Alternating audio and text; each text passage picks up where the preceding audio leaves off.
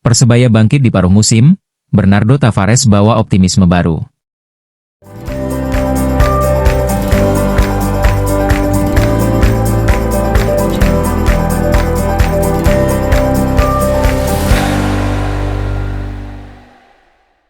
Persebaya bangkit di paruh musim, Bernardo Tavares bawa optimisme baru.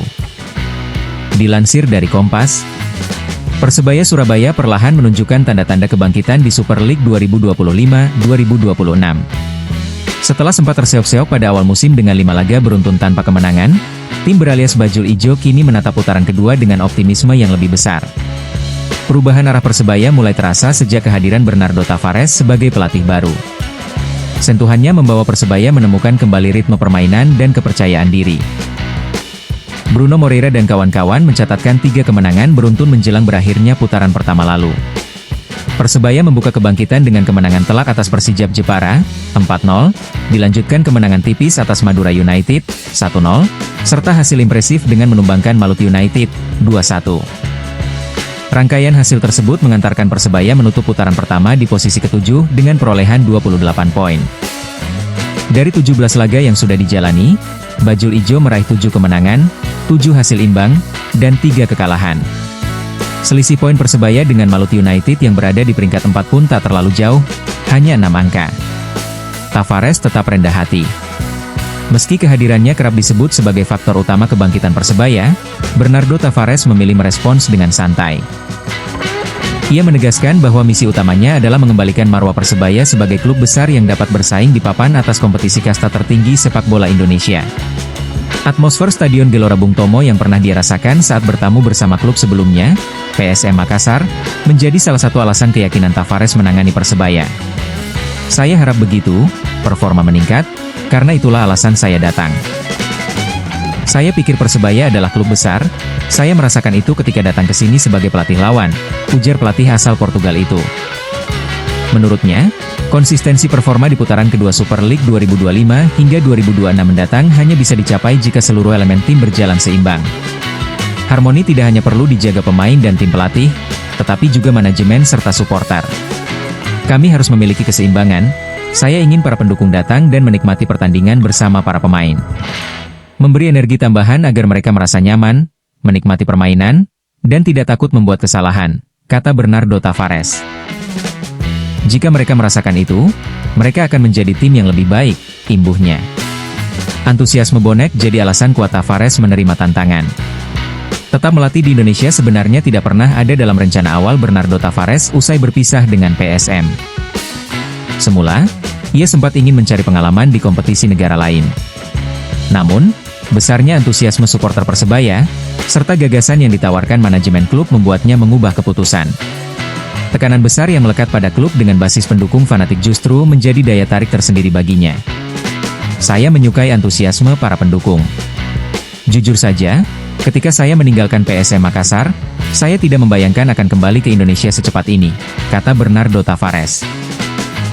Namun undangan dari manajemen Persebaya, ide-ide yang mereka sampaikan, serta para pendukung yang saya lihat, mengubah pikiran saya, pungkasnya. Tumbuh sebagai bonek, Sadida Nugraha wujudkan mimpi bela Persebaya. Dilansir dari detik.com, Sadida Nugraha Putra tak bisa menyembunyikan rasa bangganya saat akhirnya resmi menjadi bagian dari tim senior Persebaya Surabaya. Pemain muda kelahiran Surabaya itu menilai momen tersebut sebagai pencapaian besar dalam perjalanan karirnya, mengingat Persebaya merupakan klub yang ia dukung sejak kecil. Bangga dan senang, karena impian dari kecil main di Persebaya, kota kelahiran sendiri. Senang banget mimpinya bisa terwujud, ujar Sadida kepada Detik Jatim, Rabu, 21 Januari 2026, perjalanan Sadida menuju tim utama Bajul Ijo terbilang panjang. Ia harus melewati berbagai tahapan pembinaan, mulai dari sekolah sepak bola, merantau ke Jakarta, hingga kembali ke Surabaya untuk membela elit Pro Academy, EPA, Persebaya. Konsistensi penampilannya di level usia muda membuat namanya akhirnya masuk radar tim pelatih. Statusnya sebagai mantan bonek membuat momen promosi tersebut terasa semakin spesial.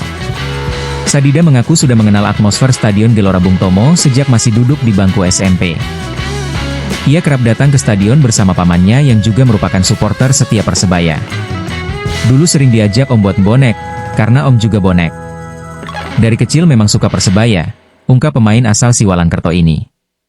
Sadida bahkan memiliki kenangan tak terlupakan saat pertama kali mencoba menonton langsung pertandingan Persebaya di stadion. Meski telah mengantongi tiket, ia harus pulang karena membludaknya jumlah penonton. Waktu itu nggak bisa masuk ke stadion GBT karena terlalu banyak penonton, padahal sudah punya tiket. Akhirnya balik lagi. Kenangnya, dari sekian banyak pemain yang pernah membela Persebaya, Sadida menyebut Hansa Muyama sebagai sosok yang paling menginspirasinya. Ia merasa memiliki kesamaan cerita dengan bek timnas Indonesia tersebut. Dulu paling mengidolakan Hansa Muyama, karena ceritanya sama, dari bonek terus jadi pemain Persebaya, ucap Sadida. Kini, Sadida merasakan langsung atmosfer yang dulu hanya ia saksikan dari tribun. Ia menyebut perbedaan suasana sebagai supporter dan pemain sangat terasa, terutama saat merasakan dukungan ribuan bonek dari dalam lapangan. Rasanya beda. Dulu nonton, sekarang jadi yang ditonton. Atmosfernya luar biasa, katanya. Dengan status barunya sebagai pemain tim senior, Sadida bertekad untuk terus bekerja keras dan membuktikan dirinya layak berseragam Persebaya. Ia ingin menjadikan perjalanan dari bonek hingga pemain profesional sebagai motivasi untuk terus berkembang.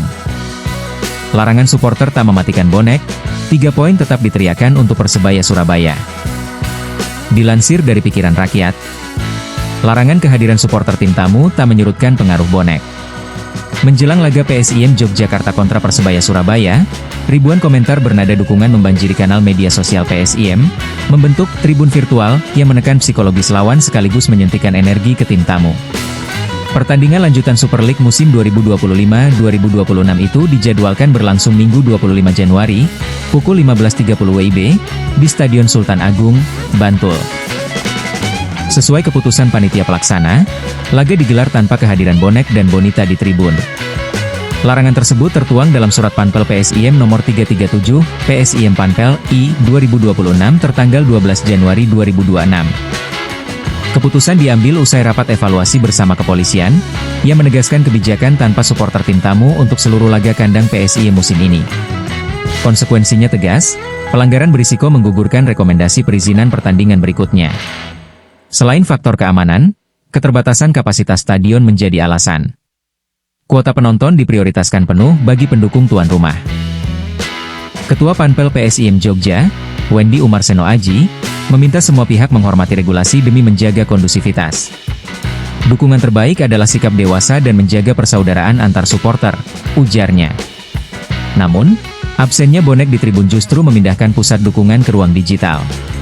Kolom komentar media sosial PSIM dipenuhi pesan singkat bernada optimistis, targetnya 1, 3 poin untuk Persebaya.